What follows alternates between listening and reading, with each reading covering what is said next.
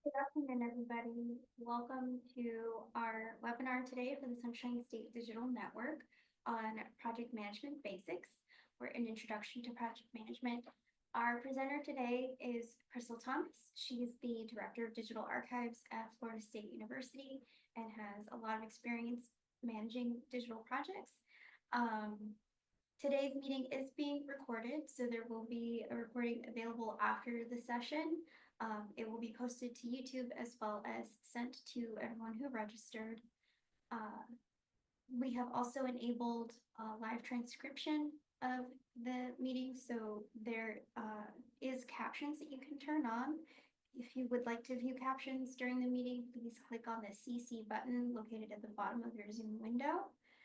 These are automated captions, so there may be errors, so just be aware of that. And if you have any questions during the session, you can put those in the chat box at any time. But some questions might not be answered until the end. So without further ado, I'll go ahead and pass it on to Krystal. Thank you, Kayla. Good afternoon, everyone. Thank you for joining us. Go ahead and get the right window here. There we go. All right, so today we are going to be talking about project management basics, and here is sort of my plan for today.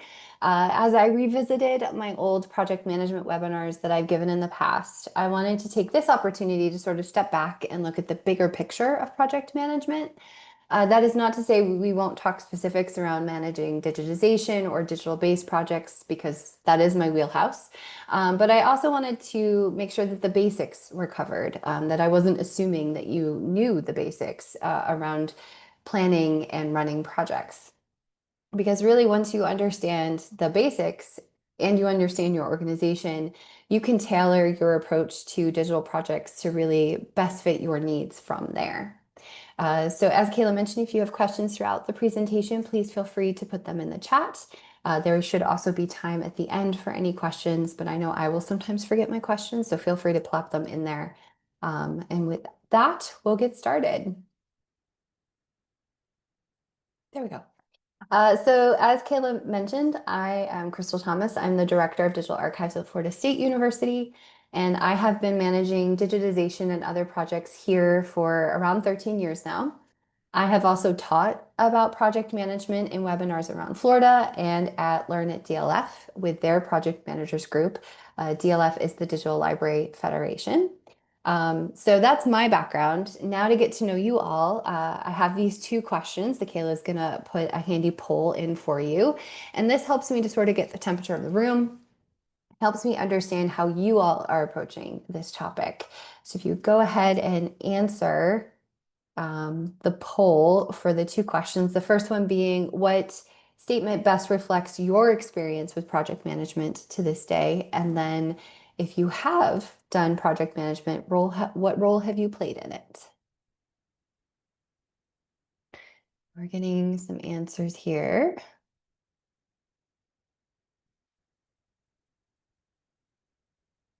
All right. Oh, so we have good experience in the room. Excellent. Great. Thank you all for playing. All right, we'll go ahead and pop those back over there. Hit the right button. All right, so even though we do have experience in the room, we're going to start at the very beginning. I am refraining from breaking into song, music theater kids. And we're going to start with definitions. So a lot of this terminology is probably not new to you. We use these words in the library and archives worlds all the time, but I did want to include them here because when it comes to project management, some things might differ, but also I like to make sure we're all actually talking about the same thing when we use certain words. So we are defining a project as a defined objective that has a very clear start and finish. The project management is the application of knowledge, skills, tools, and techniques to carry out a project. That the project manager is the person who is overseeing the full project lifecycle. That portfolio management is the managing of multiple projects at the same time. A sponsor or champion is a person who initiates the project and takes ownership. And that a stakeholder is can be a lot of different people, someone who does the work, someone who might benefit from the work, or someone who simply needs to be kept informed of the progress of the work. The project manager, sponsor, and stakeholder were the ones I wanted to especially pull out here so that we're clear about what those mean in a project management context. So, like I said, the project managers who's managing the project, they are holding people accountable to the project plan, and they are making sure that the project stays on track. The sponsor is the person who initiates the project, who sees the importance and remains its champion throughout its life cycle. This role may not necessarily be very hands-on with the project, but is there to sort of back up the project manager when they might need extra support, additional resources, um, just kind of the heavy in the project, if you want to put it that way. And then, as I said, the stakeholder is a very wide-ranging title, and that definition supports that. So this, again, can be the people doing the work of the project, so they have a direct connection. People who are affected by the work of the project, whether that is directly, indirectly, whether that is good or bad. And then also there are simply the people who need to be informed about the work of the project as it moves forward. A good example of a group like that is library senior administrators. Usually just like to be in the know, but don't necessarily have a direct stake in the project. So next we're going to look at project phases and activities. So the formal phases to a project encompass various activities. This chart of the different phases of a project outlines both the phase itself and then typical project results from that phase. And we're going to get more into the types of project documents later in our documentation section. This chart is also a really good illustration that a lot, read the majority of the literature in training and project management is very corporate based. Some of the terms used here or on other charts or documents you might see today aren't quite how we would say it in the library or how we would even think about it, but the principles are all the same at the end of the day. A couple to point out on this chart that may be new to you are KPIs. Those are key performance indicators, and that is defined as a quantifiable metric that illuminates the effectiveness of your project in achieving its core objectives. These usually fall into four areas: timeliness, budget, quality, and effectiveness. Again, we talk about all those things in the libraries, but I don't know about you, I don't use KPI in my normal project management life. And the other one to kind of pull out is a punch list. That is a project management tool that lists all of sort of the smaller tasks that need to be completed before you can close the overarching project. These are often dependencies that are slightly outside the scope of the main project. So, for example, if your project is creating a new service for the library, a punch list would potentially include marketing that new service, creating a web presence, making sure library faculty and staff are educated on how to use the new service, how to direct people to it. All of that is not exactly the scope of the project, which is creating the new service, but all of that has to happen to successfully launch that new service at the end of the project. Project phases and activities often vary based on the type of project. That includes size, type, length, and outcomes. And often organizations will tweak this sort of standard flow of projects to fit their needs. So, for example, here at FSU, in our Digital Library Center, or DLC, which is our digital production studio, with our projects, phases 1 and 2 are mostly combined at this point when we are working through our project workflow. The reason for that is at this point, we are a fairly well-oiled machine when it comes to running projects through our shop. Having those as two distinct phases isn't necessarily a benefit for us and can actually slow us down a little bit. However, that phase, that sort of initiation/planning phase for us is where we spend the most time. And that is very typical in projects in general. Articles in the PM field usually estimate at least 25% of the time spent on a project as a whole should be spent in the planning stage. I estimate in my work here at FSU, we're probably more like 30-35%, depending on the project. And if it is a project that we've sort of seen before, or if we're really working with materials or deliverables that are entirely new to us. I say all that knowing that planning can be a really difficult stage to stay in. You don't really have anything to show for your work. until much later. And it's going to be worth it in the long run for the project to put the time here, but it's not necessarily a fun stage to be in. I think this sort of stage is particularly needed if you're going to use volunteers or people who are not familiar with digital projects for your work. You want to make sure that you understand and have a solid plan in place before you get started talking about the project with people who are going to need a lot of training or who are only going to participate in one task or who are only going to participate for a short amount of time. And this is also a phase where the majority of your project documentation gets created as well. So all of that is setting you up for success if you put the time in here early on. Once you leave planning, you go into phases 3 and 4. And these are, again, often combined in our digital projects here, but would be quite different if we want to think about an example of a project that's looking to start a service. If we go back to that example, in that type of project, launch or execution might actually mean defining the service, outlining workflows for the service, training staff, and then doing a test launch, which would start phase 4, right? Which is tracking and getting feedback on that test, checking on the quality. Are you actually meeting objectives? What needs to be tweaked, etc. And then phase 5 can go one of two ways. So in a digital project typically, or even say a cataloging project, there is very much a definitive, we've finished all the things. We've imaged everything, we've described it all, we've ingested it into a digital library, done. So let's debrief, let's discuss about what worked, what didn't, and report out on how things went and what the deliverables were to our stakeholders for that project. In something like the service example, this would mean working on closing the project down to either debrief on how it didn't work, we need to go back to the drawing board, or this was a smashing success. We're closing down the project because this is now an established service or program in the libraries and it's no longer a project. So from these examples, you can sort of see how the different phases and the activities or documents that result from each phase can be sort of combined, skipped, prolonged as needed based on a project and an organization's need.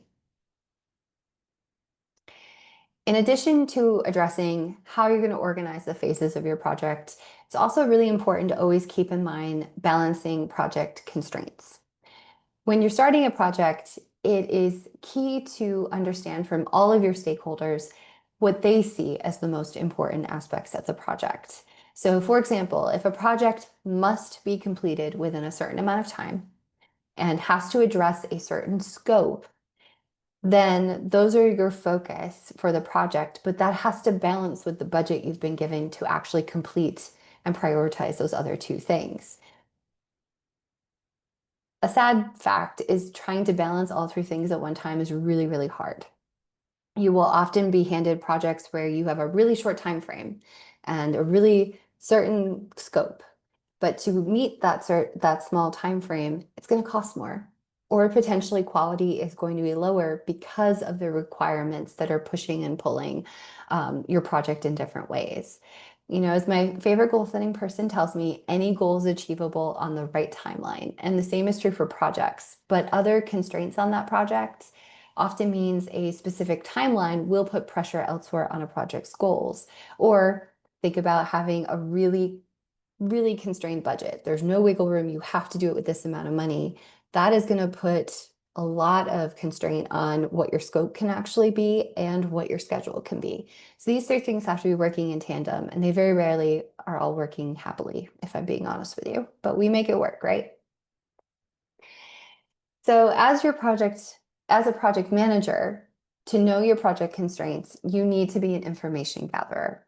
You need to ask the questions of their stakeholders to get the information that a project team needs to be successful. Much of the project framework shared earlier, the phases, this is sort of a generic set of questions that any project manager can start any project with, and you can get more specific from there.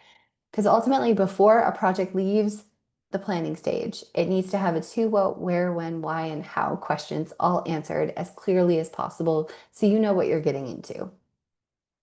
Also, like that phases framework, Some questions may be less useful for certain projects. So again, this is very much a pick and choose to make this fit for your specific project and your specific organization. So I'm going to highlight just a few of these questions that I have found rather invaluable. One is, what is out of scope? So I'm sure you've all had scope creep at somewhere along the way where people keep adding parameters and deliverables and outcomes to a project, and they just keep adding and adding and adding. And that's a really sure way for a project to fail because it's just going to become overwhelmed with all of the things that it's supposed to accomplish.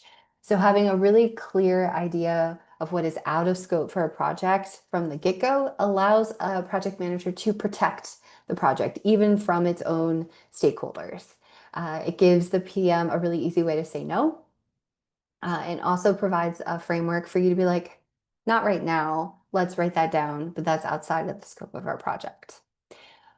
What are the constraints to be goes hand in hand with that out of scope question, having a really clear idea, excuse me, an outline of the biggest challenges facing a project. So do you have limited project team time? Do you have a really small budget? Do you have conflicting priorities? All of those things. Having that clear means that you can be realistic about the expectations of the project going in. If you have an aggressive timeline, but a constraint is limited dedicated staff time to work on the project, as a project manager, you need to go back to your stakeholders and basically say, the math isn't mathing. How do we fix that before we get our team into an impossible situation? A good project manager is trying to make sure that they are delivering to the stakeholders, but remembering that the project team is a stakeholder and that they need to be looking out for them too, and making sure that a project is designed to succeed and not set everyone up for failure. And then the third question I'll just pull out of here to highlight is, has a similar solution or project been done before? The project management field, as you may know, is a big fan of not reinventing the wheel. We will beg, borrow, steal, and repurpose any and all project workflows and documentation from our past projects, from past projects with colleagues, from documentation we find searching Google. So for example, in my current position, pretty much every digitization project we run is exactly the same. We use the same template, the same workflows, the same people are responsible for the same task in every single project. And that means it's really easy for us to start up projects so that I can focus on portfolio management rather than treating each new project like a special snowflake. Now, I will note it took us 13 years to get to this stage. So it took a while, right? And while the field is always willing to share, it's going to take time for you or someone new to project management to learn their organization, to build up a project management library of different types of projects that will have different documentation that can be repurposed over time. All right, so now we're going to move on to project management styles. I'm really going to only talk about sort of two different styles today. They're the most common ones. And the first one is waterfall. And this is ideal for longer linear projects that require step-by-step phase completion, as well as projects with a static goal and scope, which is why they are pretty ideal for most digitization projects that you will encounter. The benefits of waterfall is it's really easy to use and understand. It enforces discipline, which sounds harsh, but what that really means is it's hard for a waterfall project to get off track. When it has so many dependencies, it can be really hard to derail. And a waterfall project requires and/or results in really solid documentation that has kept a project on track, but also is documentation you can reuse in the next project. Some of the challenges with waterfall is that it is not super flexible because it has all of those dependencies. It can be really hard to adjust your plan once you're going. Also, typically waterfall projects have long timelines with very little to show until the end. Like I said, a waterfall is very common for digitization projects, and you really don't have anything to show for all of your work until that very last stage where you ingest that material into a public website and then everyone can see it. Um, so that can be some of the downfalls around waterfall. Did not mean to say it quite like that, but it works. So this is an example of a waterfall project. And you can very clearly see that all of the future tasks are dependent on the previous task being finished. This is an example from a vendor digitization waterfall project where each step is moving on into the next, and it's sort of rinse and repeat throughout the course. This is from the University of Maryland, though it is very similar to a lot of waterfall projects you would see from bigger digitization shops in particular. The other style we're going to talk about this afternoon is Agile. And Agile project management is an iterative approach to delivering a project throughout its life cycle. So iterative or agile life cycles are composed of several incremental steps that are working towards the completion of a project. There are many styles of agile project management. I highlight Scrum here, but Kanban is also a type of agile, as is Lean. Those are the three you will often heard talked about. And Lean comes from manufacturing. And then Kanban is sort of when you're moving tasks across a board. If you've ever used Trello, that basically is a Kanban board. Scrum, as I said, is another name for this type of project management style that is built on agile processes.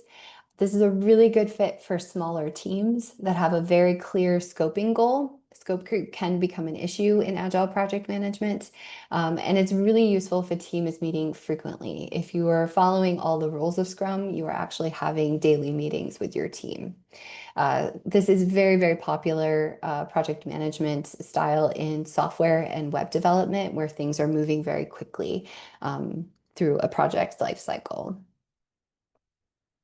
So, how do you pick between these sort of two approaches? Some questions to ask yourself after you've went and gathered all that initial information for a potential project is, if you are interested in waterfall, are there a lot of dependencies in your project? Is it impossible to move to step 2 if step 1 is not done? Um, what is the ideal timeline for your project? If this is something you want to move quickly, maybe a waterfall style is not going to work super well. Do you need staff working on multiple projects at the same time is also something to think about with waterfall. With Agile, some questions to think about is, can a team be working on different steps all at the same time and that not cause chaos? Is this a project that would benefit from iterative work? A lot of feedback loops, a lot of really looking hard at everything that you do at every step of the project. Is there an MVP or a minimal viable product that would meet the needs of stakeholders? Agile is really good at creating deliverables really quickly. So if you're looking for an MVP, maybe this is a good fit. And again, what is the urgency of the project? Is this something you needed done yesterday, or is this something you could take some time with? For many projects, one of these sort of umbrella approaches with tweaks to make it fit your specific project will likely work better, though you could make an argument for either approach for certain projects. Or would taking an element from one and an element from another work? There are no rules saying you can't mix and match, though I do caution doing that until you have some experience under your belt. But any good project manager should be able to help a project team decide what is the right fit for a project and what is the right fit for a team. Those are two very different questions. So some examples of where mixing could work in the DLC here at FSU, and indeed many digital production shops you may encounter, we do mostly depend on that waterfall project design. However, metadata, which is always a very special realm of digitization, is something that can often be done in parallel to other stages of work. So it can be kind of off on its own, doing its own thing. For example, in a book digitization project, we use a mark to mods method for creating our metadata so that that can be done while digitization is occurring without causing chaos around the rest of the project plan. So that is throwing a smidge of agile in the middle of a waterfall, essentially. And then another example of this is I've taught webinars like this with a colleague who makes a very convincing argument that more product, less process is agile project management. For those of you who are unfamiliar, MPLP, as it is shortened, is minimal processing to arrange and describe archival series in order to reduce or avoid backlogs. And it does fit agile in a lot of ways. Essentially, you are working in sprints, usually with a team of people, to work through an archival collection to get it to end users very quickly. It is an iterative process with sections of the collection being worked on again in the future, hopefully, in order to provide better access or based on user feedback. So essentially, MPLP is agile sprints baked into waterfall progression through a collections materials, which I do find a really interesting idea. All right, we'll keep moving right along into project documentation. Any questions yet? I'm not seeing anything in the chat, but if you do have any questions, please put them in. All right. Our first project document we're going to talk about is the project proposal. And this outlines what the stakeholders want to accomplish in a project. Why is this project important and what stakeholders think the project needs resource-wise to be successful? The proposal can include information such as a planned scope, what timeline may be needed, why that timeline is important, who might do the work, etc. This can be a form or a document, and it can be as simple or as complex as your institution requires. It's helpful to flesh out an idea to become a fully formed project or to determine if a project is actually multiple phases or even if a project is multiple projects. So I often look at the project proposal as a starting point for discussion with stakeholders. Someone may come to you with a proposal. They probably haven't answered all the questions you may have as a project manager. You may have priorities that that stakeholder has no idea, and you need to take those into account as well as this new project idea. But you may also use this as an opportunity to talk about a possible timeline, what you might need to meet that timeline, what you might need in order to make this project proposal a priority in front of everything else you already have on your plate. A proposal really kicks off that project initiation phase. And I wanted to be clear that some projects will stay here a really long time. Some projects will simply stay proposals on a list somewhere. And that can be due to prioritization. The project proposal is good, but it's got to go to the bottom of the list. It can't go to the top. And I find having a queue for proposals isn't a bad thing. It's nice to have a good line of work that you can come back to over time and sort of plan out a broader portfolio, having a backlog of proposals in some ways. So from a proposal, once you've hashed out things, you've gotten some information, you've like, okay, we're ready to take it to the next step, you're going to create a project charter. And the charter is really to take all of the negotiations from the proposal discussions that you've had with all the different stakeholders and codify them so that all of the parties involved in the project agree to what the goals are, what the scope is, and what the deliverable is going to be. This document can also define a timeline and can also talk about costs of a project. The project charter is typically a high-level document. It's not going to get into super specific details here, but it is really handy to give a at-a-glance look at what's going to go down in a project. And this is a particularly useful document for administrators who may only be tangentially involved in a project, but need to know sort of what the plan is and who's going to be doing it. This document is usually created as part of the project initiation stage and is really the most concrete document that results from that stage of a project. In a project charter, I firmly believe that you should define the scope at this stage, and that's going to help prevent scope creep in the future. Like I've said, that happens regularly, and it can really derail the original intent of a project, really derail a project timeline, and divert resources from other projects because one project is just taking over all of the air. One of the keys to a successful project is keeping the sponsor and stakeholders reminded of that original plan and commitments if they start trying to add to a project over time. I think of the project charter like a collection development policy. Being able to refer back to it gives me a really good reason to say no. We agreed that that is out of scope, but I also use it as an opportunity to be like, we can document that and say that that is an interest for potentially a future project. Again, building that project proposal queue is never something I am sad about.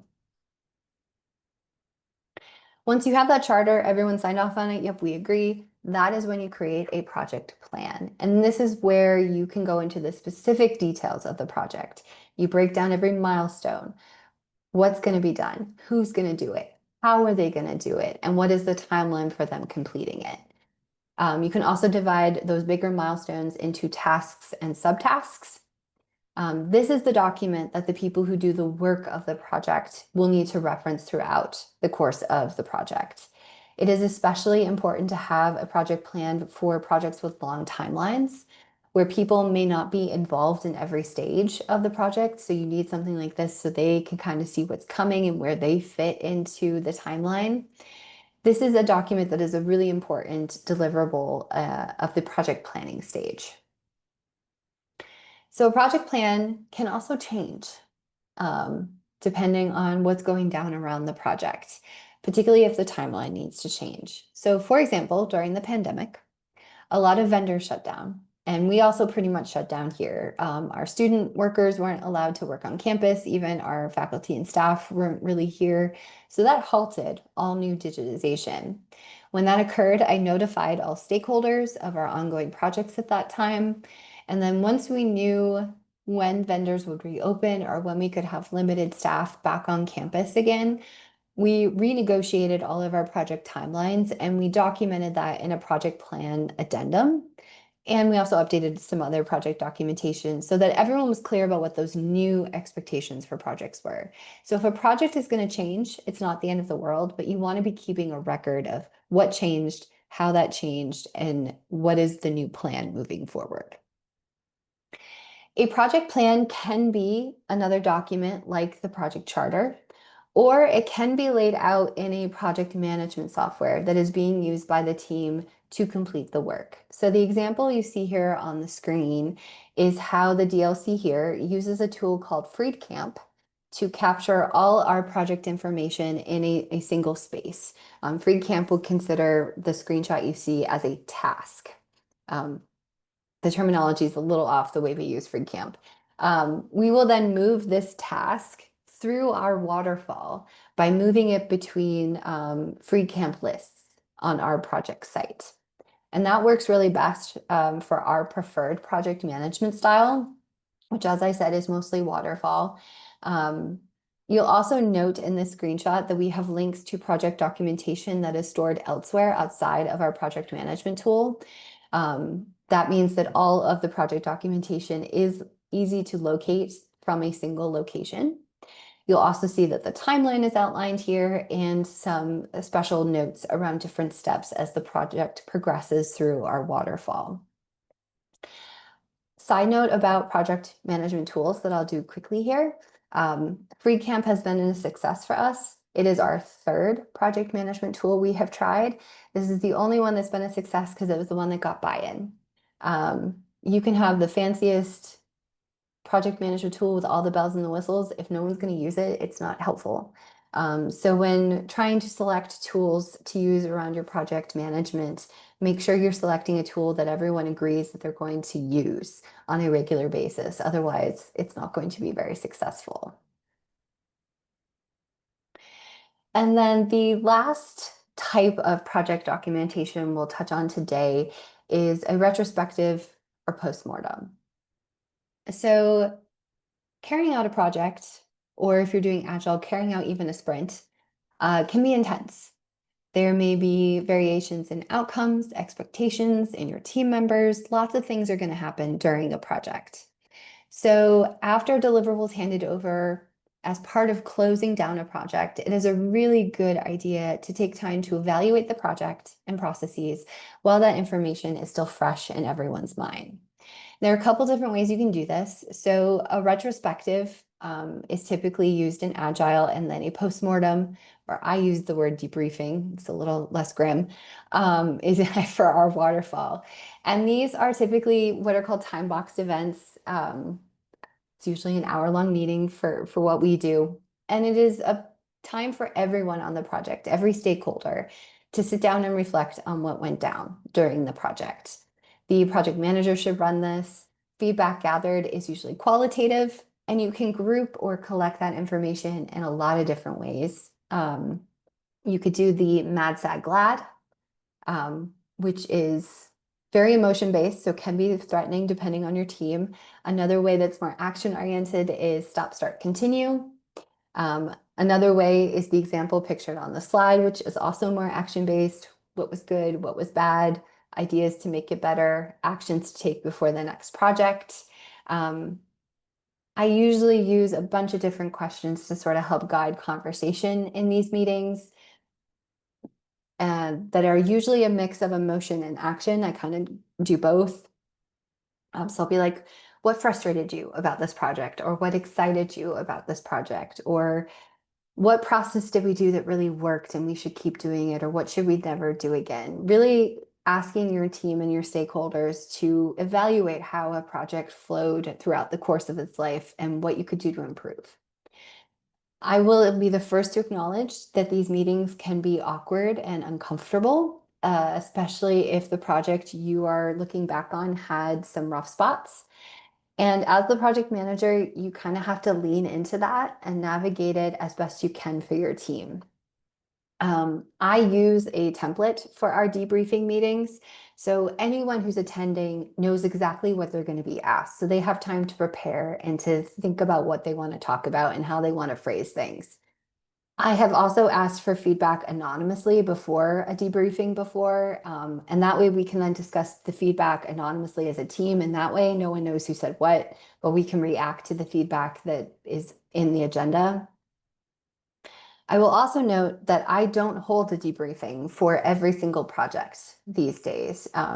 Here in the DLC, we're in a really good place, knock on wood, with our project management kind of life cycle of our digitization.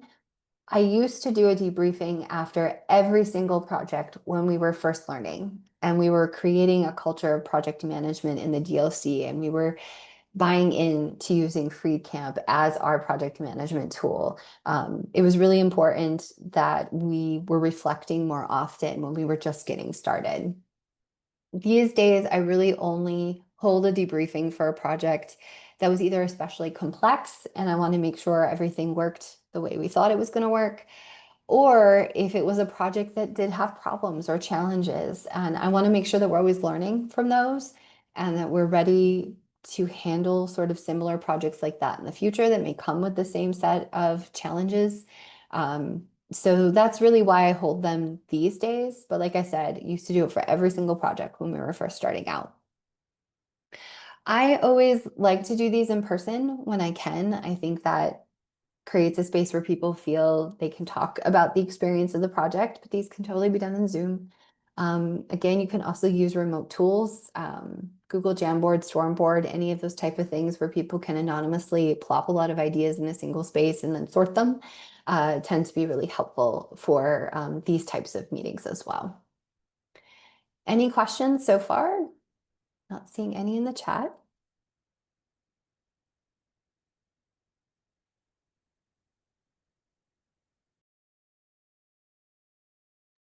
All right. Well, then we will continue forward into our case study that I'm going to share with you today.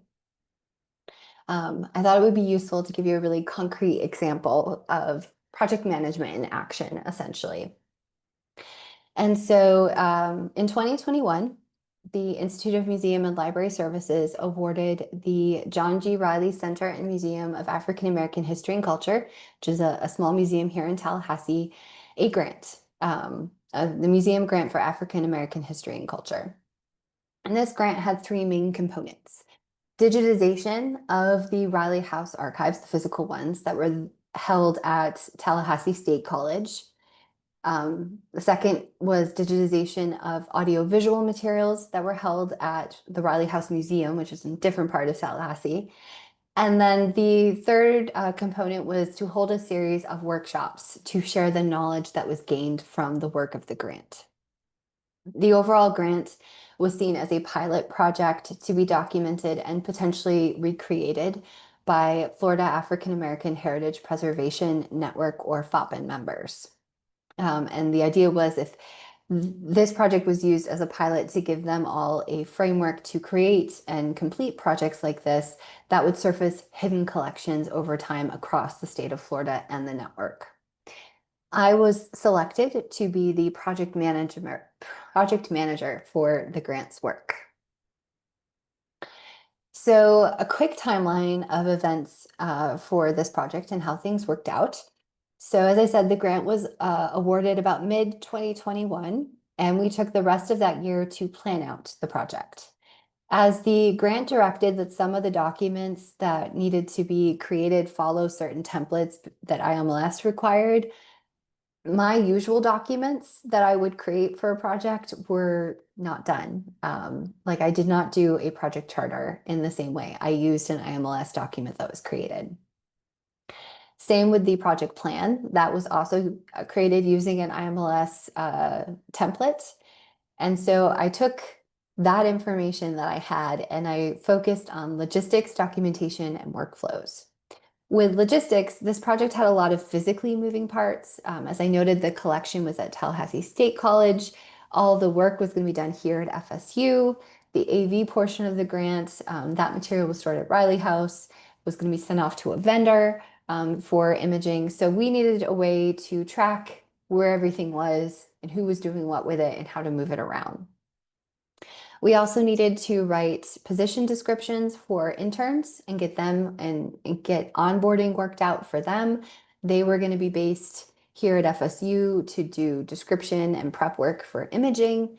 And then we also needed to start work on the digital archive site. Omeka was the platform chosen for that deliverable for this project.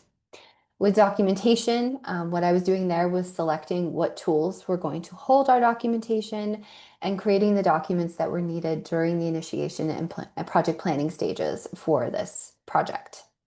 I did need to write a manual that outlined all of the work of the project. I needed to create a description guideline for the interns to follow, as well as templates for them to use in their work.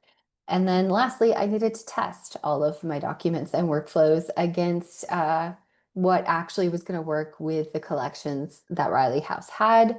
That meant repurposing some workflows that we already used here at FSU, editing them a bit to meet the needs of the project, or in some cases, completely creating new workflows as the project required. 2022 through 2024 was execution for this project. This is when the interns were hired and were working. We had 7 over the course of 2 years, so a couple of onboarding and offboarding stages happened there. And then as the project flowed, we did find flaws in our planning. It happens. So we were consistently adjusting and working to make sure that we would be successful. That included acknowledging missing information. So we had to go back and redo some planning in the second year. We also ended up needing to adjust our digitization standards to meet what the Omeka site could actually display and load in a reasonable amount of time. We also needed to create a workflow to add watermarks to images. That is not something FSU had typically done, but was a requirement for this project. We also had a lot of growing pains with the Omeka site itself. It needed to be migrated to new servers at one point. It needed to be reconfigured in that new space, and then it needed to be reconfigured again due to storage space issues.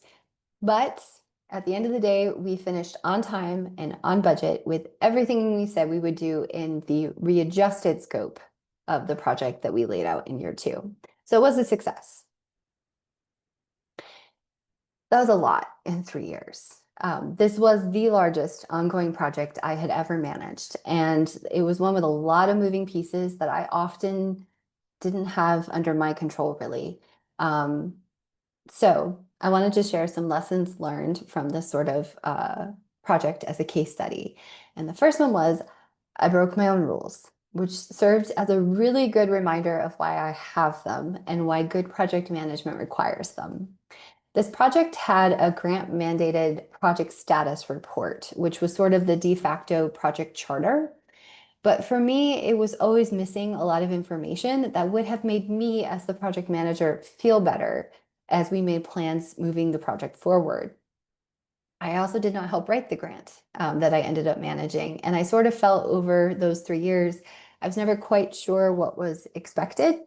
So because of that, I needed to do planning in year 2 that I would not normally do because the information we'd been working on was incomplete. And we ended up needing to do a full review of the entire collection to do some right sizing of the project to make sure that the resources were going towards collections that were the most unique and that had no copyright concerns.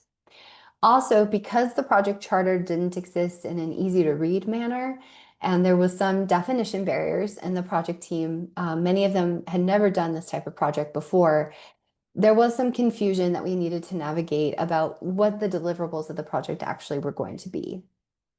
I wish, really, in retrospect, that I had done a sort of cheat sheet project charter from that grant required document very early on, as I think that could have avoided some of this confusion that happened in the project. We all would have been on the same page, so to speak. This did also serve as a good reminder that it's okay during projects to keep asking questions beyond those planning stages, and indeed keep asking them until you feel you have the information you need in order to make a project a success. In a lot of ways, I never got quite comfortable with this project. I was always kind of waiting for a surprise deliverable to pop up. Never really did, but I was kind of waiting for it. And while this isn't necessarily a bad thing, being on your toes is not a bad thing, it would make me worry about the project getting derailed. It seemed like it could happen quite easily. Also, for me, this project was a good reminder that nothing ever goes as planned, which might as well be rule number one for project management. And that is also okay. Being flexible to a point is what helps projects be successful and enables them to roll with unexpected changes that might come their way. Because the project team was flexible and really incredible to work with, they really easily accepted the change in scope that I proposed in year two, which meant that the entirety of their archives would not ultimately be digitized by this grant. But that flexibility allowed this grant to create a really great final product that worked for everyone on the project team and has benefited their users since. The last lesson learned, and yet another reminder, is that for me, documentation is king. I love it. I refer to it all the time. I forget not everyone does, and that simply having it there and easily available does not mean that A, everyone looks at it, or B, everyone is using it in an expected way. So for example, with this project, we created what we called a field dictionary. And this was an effort to help the interns have easy access to heavily used subject headings. This also had the added bonus that they would then use the same headings in the system, so we would have consistency. However, the document itself was not set up the best in retrospect, and it could have been set up better to avoid confusion with some headings. So what really happened in the end is because both the local version and the Library of Congress subject heading version were both in this field dictionary, it means both those versions ended up in the system. They were supposed to preference the Library of Congress subject heading one. They're both in there. And this was down to me needing to do better training on how to use the documents and to also more closely check all of the metadata that the interns were making to make sure that the expected headings were being used and to correct them when they were not. I had made an assumption that everyone was A, using the document consistently, and B, reading it the same way I was. And that was not a correct assumption. So, lesson learned. So that is my quick and very fast case study on the Riley House IMLS project and how I set up the project, how it all went down, along with my reflections on what I could have done to make it better and what I will do in the future if faced with a project like this again. I think one of the things that I love about project management is that it requires a lot of reflection about the work, both before, during, and after the fact.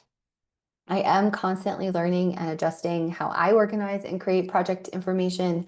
And with the DLC, because it is the same team doing the work always, we are really constantly tweaking things to make us just that much better, or to fix that one communication barrier we run into a lot, or to try and work through our roadblocks or the places where work gets all built up.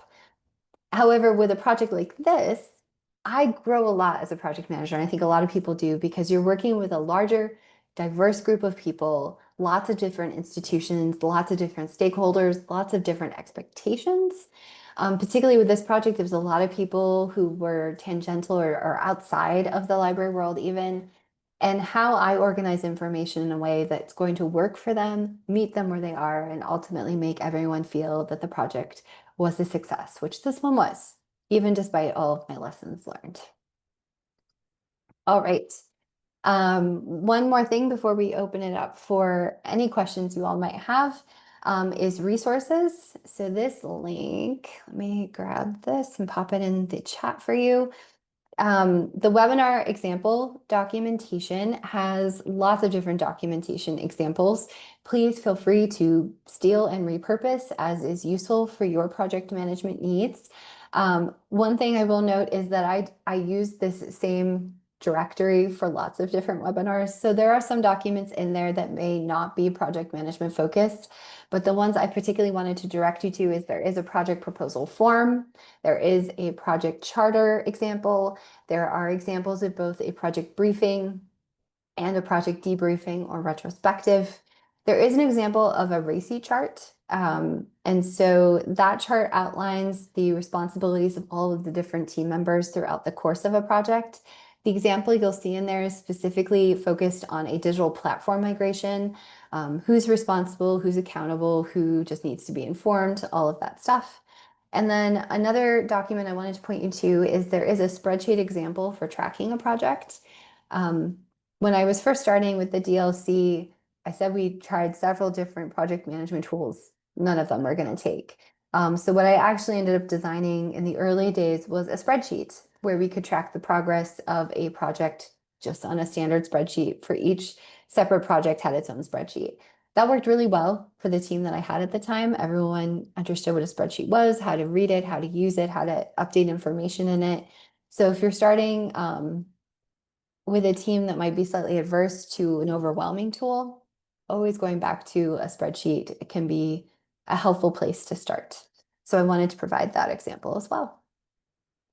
And then that brings me to the end of what I have today. Does anyone have any questions or comments or anything we can help with?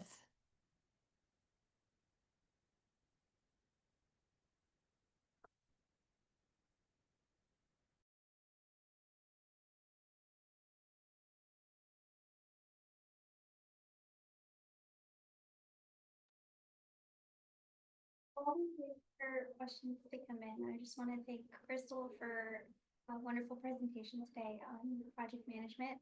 It's very thorough. And I'm gonna stop the recording as well.